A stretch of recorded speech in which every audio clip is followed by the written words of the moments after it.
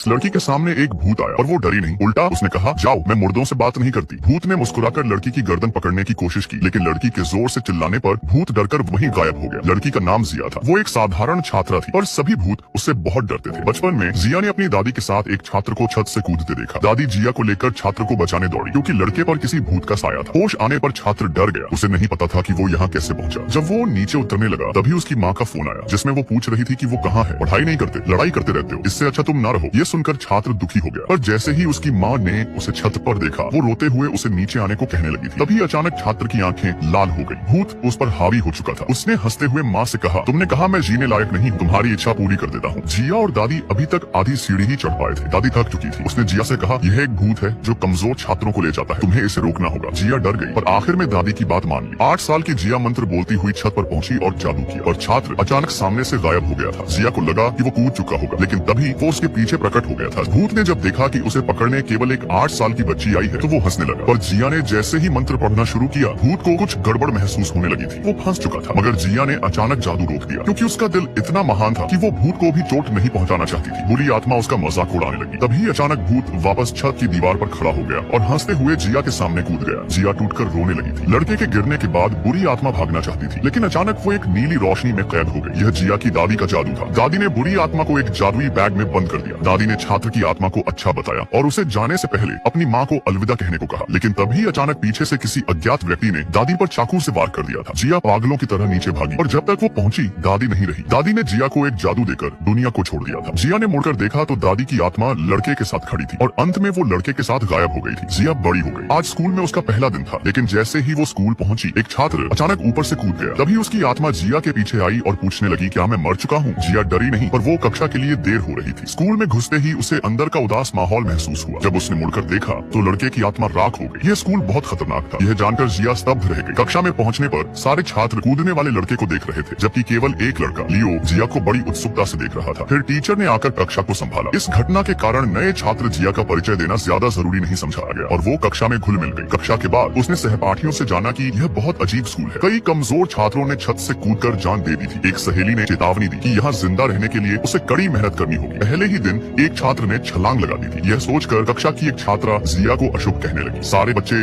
उसे घूर रहे थे। यह देखकर जिया कक्षा से जाना चाहती थी, मगर तभी स्कूल का खास लड़का लियो ने अचानक उसका हाथ पकड़कर उसे गले लगा लिया। जिया सुन्न रह गई और सारे बच्चे हैरान थे। एक लड़के ने उसकी वीडियो भी बना ली। लियो ने भावुक होकर कहा, मत जाओ। यह कहते ही लियो अचानक बदल गया था। वो छात्रों को देखकर समझ नहीं पा रहा था कि क्या हो रहा है, लेकिन जब दोस्त ने वीडियो दिखाई तो